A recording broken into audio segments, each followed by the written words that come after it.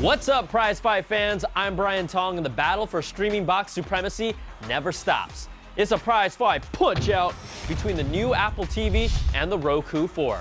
Our judges for this fight are section editor David "The Gun Show" Katzmeyer, and you know who, Ring-a-ling-a-ding-tong. We'll take each round's score and average them out to the nearest tenth of a point. The final Prizefight score will be an average of all rounds using the same system. Let's get this party started. Round 1 is design. Apple TV brings the same Apple TV design, but this time it's taller, it feels more solid, and they've ditched optical audio. Its touchpad remote has a high-end feel to it with a rechargeable internal battery, and that touchpad navigates as smooth as butter. The Roku 4 brings an all-new design with a thinner but much larger footprint, and its optical audio is still here. The remote is still the same with its D-pad and its buttons that directly launch apps. You'll need to eventually replace its batteries, but it's nowhere as sleek as the Apple TVs. The Apple TV takes this round with a perfect 5, and the Roku gets a 4.3. Next round is user interface and navigation. Apple has improved its UI with a glassy, transparent feel that's speedy. The touchpad remote feels excellent to navigate with, and it's the smoothest UI on a streaming box you'll find. Scrolling through video to the very second with the touchpad makes all the difference when you're watching. Siri's voice control can really drill down to be more specific, but it only applies to TV shows and movies, action movies from the 90s.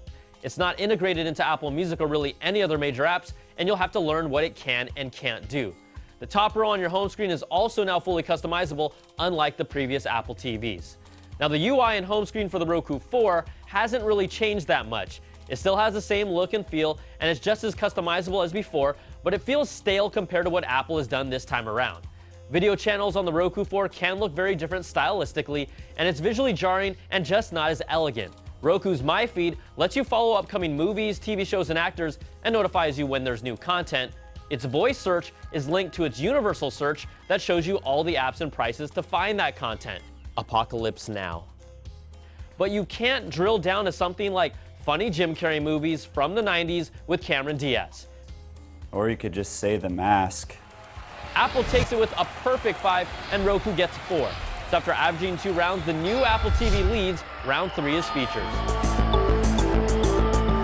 If there's one killer feature on the new Apple TV, it's the App Store. The touchpad remote is great. Siri is pretty good, but needs support across all the apps. You can still AirPlay content from other Apple devices, and it supports Bluetooth headphones and gaming controllers. It even supports 3D gaming with a 3D TV out of the box. And yes, there is still no 4K support, but it always comes down to the apps. This new Apple TV is like getting an iPhone connected to your TV, and although there aren't a ton of apps right now, the ones that are here are enough to show its huge potential, and really, it's just a matter of time for the developers.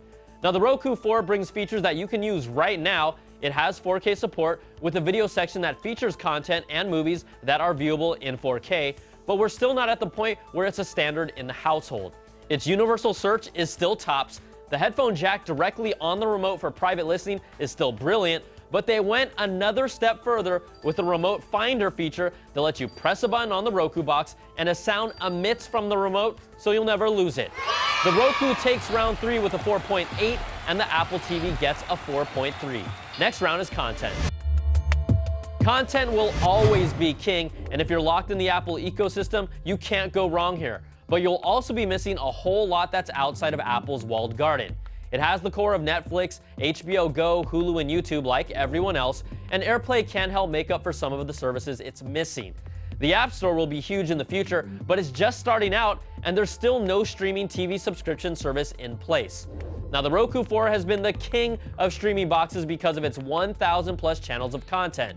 Amazon, Vudu, Sling TV, Crackle, Spotify, Pandora, Rdio, and more. You won't find any of those on the Apple TV, and there's also this app called CNET that I really like. Now, Roku takes another round with a perfect 5, and the Apple TV gets a 4.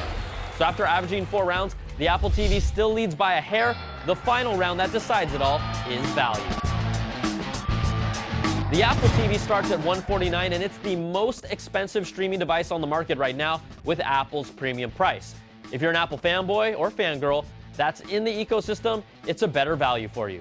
Now, the Roku 4 is $129. You're really paying for the 4K compatibility, and it's the most expensive Roku to date, but the judges still think it's a better value. In the final round, the Roku 4 gets a 3.8 and the Apple TV gets a 3. So let's average out all 5 rounds, and after Apple took the first 2, Roku came back strong, taking the final 3, and barely takes this battle 4.4 to 4.3 and is your Prizefight winner. Now, CNET actually rated the Apple TV slightly higher, but this always comes down to what you're looking for. If you're in Apple's ecosystem, the touchpad navigation and the potential of the App Store makes it a no-brainer. But if you want the device that brings the most content possible on planet Earth that's jam-packed with features, then the Roku 4 is for you. I'm Brian Tong, thanks for watching, and we'll catch you all next time for another Prize Fight. Wah!